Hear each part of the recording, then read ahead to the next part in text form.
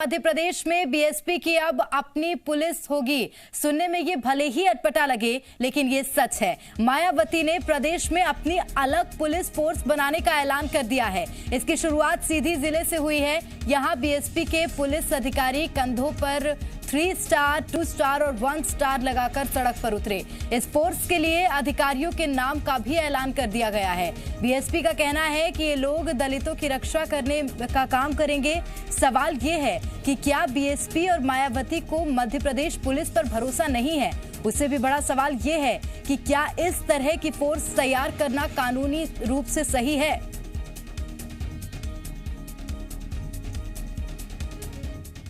नहीं, अपनी फौज खड़ा करनी है, अपनी सुरक्षा के लिए है। अपनी सुरक्षा के लिए क्या आप अधिकृत हैं? ये जो पुलिस ये जो पोशाक है उसको देने के लिए सेम टू सेम वैसे ही?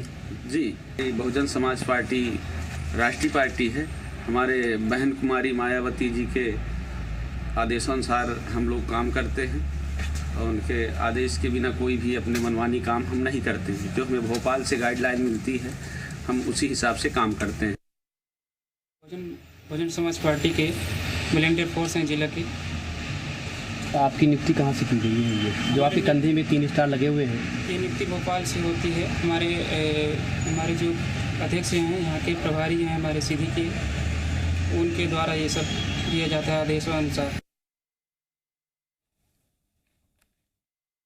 प्रकार से तो कोई अधिकृत नहीं है।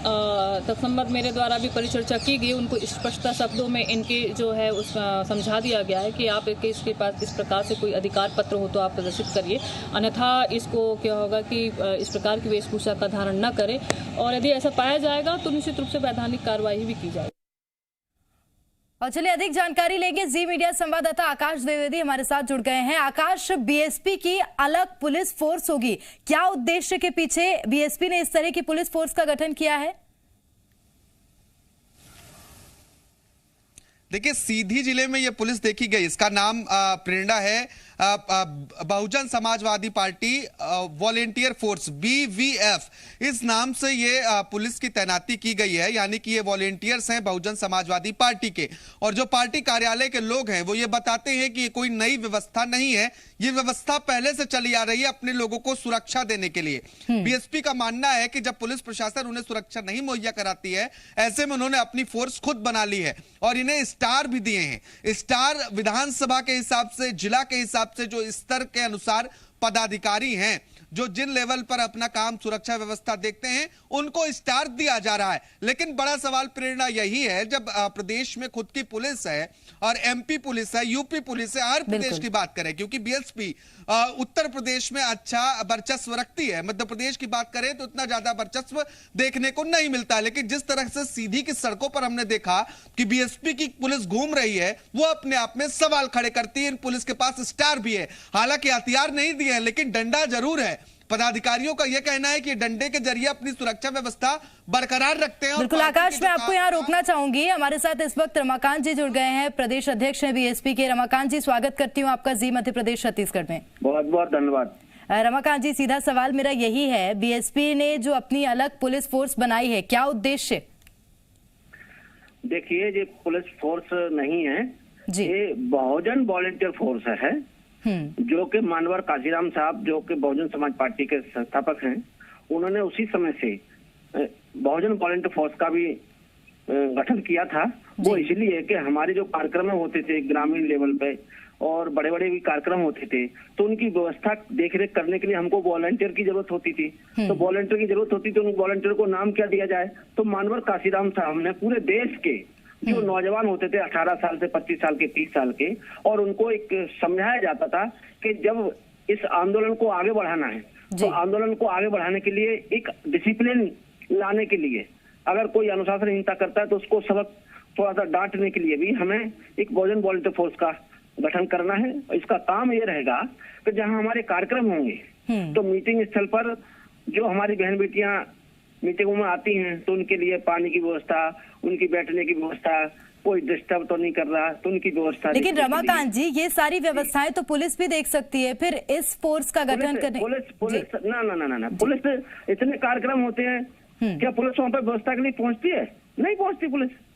ऐसे कई कार्यक्रम होते हैं, मेरे खुद के कार्यक्रम होते हैं, पुलिस वहां दिखाई भी नहीं देती। तो मतलब पुलिस पर भरोसा कम?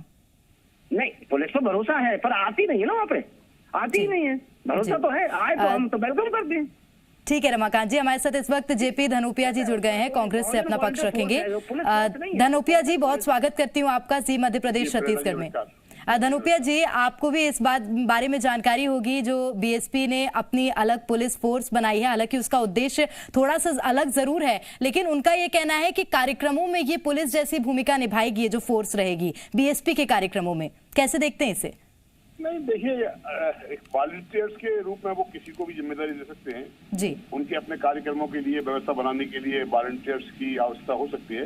इसकी तुलना पुलिस से तो नहीं कर सकते ना। पुलिस के अपने अधिकार होते हैं, पुलिस की जो कानून व्यवस्था का उनको एक कानूनी तौर पर अधिकार मिला हुआ है वो अलग होता है।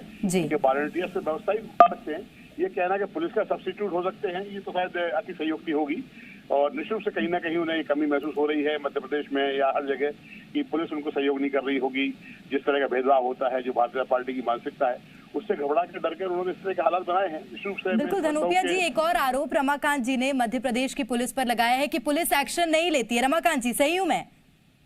नहीं, पुलिस एक्शन की बात नहीं हो रही है भाई। पुलिस को सूचना मिल गई भाई, हमारे राष्ट्रीय स्तर के नेता आ रहे हैं, उसमें पता चला पुलिस के 4 जवान खड़े हुए हैं और भाजपा के पता चला कि छोटा सा भी विधायक अगर मीटिंग ले रहा होगा तो वहाँ पे 50। चलिए धनोपिया जी, कैसे देखते हैं इस बयान को?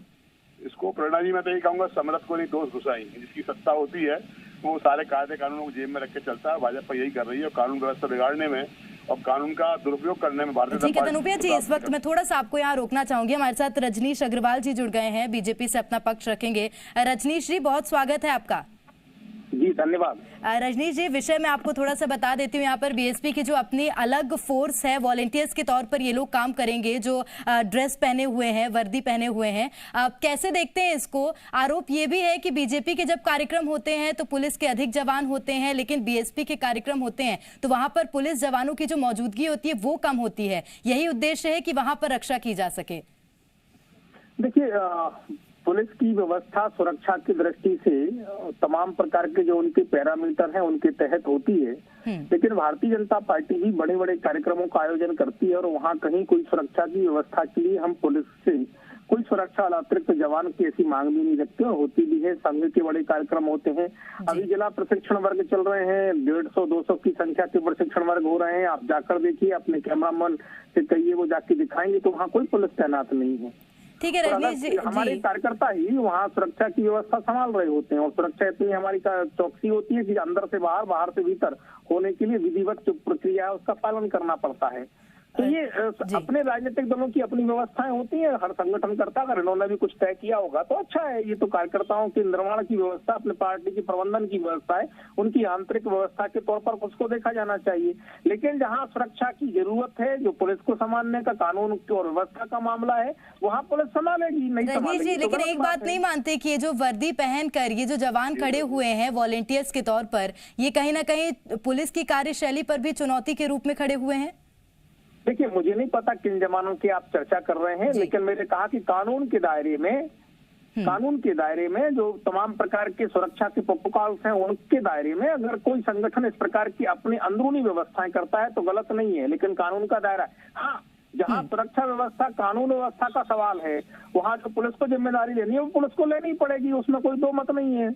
रमाकांत जी, सहमत है रजनीश जी के बयान से? ये उनका अलग लुकआउट है भाई। हम अपने लिए अपने वॉलंटियर फोर्स का गठन जो है, उनका कहना है कि भाई वो अपने आंतरिक सुरक्षा के लिए, तो आंतरिक सुरक्षा तो सभी लोग करते हैं, हमने भी की है। पर कहीं ना कहीं जब पुलिस की बात आ रही है तो ये भेदभाव तो होता है। शासन सत्ता के जो कार्यकर्ता होते हैं, विधायक होते हैं और उनके संगठक होते हैं, तो उनकी व्यवस्थाएं अलग होती हैं।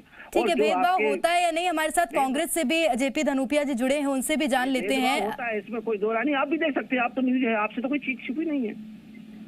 अग्रवाल जी, दो पार्टी के यहाँ पर हमारे साथ प्रवक्ता जुड़े हुए हैं, दोनों का ये कहना है कि भेदभाव होता है कार्यक्रमों को लेकर। सरकार में रहने के कारण कई बार मंत्री, मुख्यमंत्री और इन सब व्यवस्थाओं के जो प्रोटोकॉल्स हैं सुरक्षा के, उसके कारण कई बार इस प्रकार के नजारे देखने को मिल सकते हैं, लेकिन ये तथ्यपरक नहीं है।